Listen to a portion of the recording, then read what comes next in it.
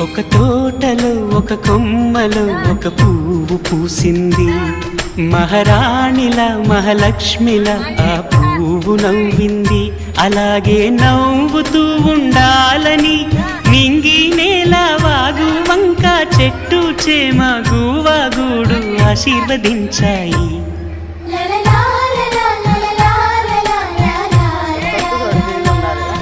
ఒక తోటలో ఒక కొమ్మలో ఒక పువ్వు పూసింది. మహారాణిలా మహాలక్ష్మిలా ఆ పువ్వు నవ్వింది.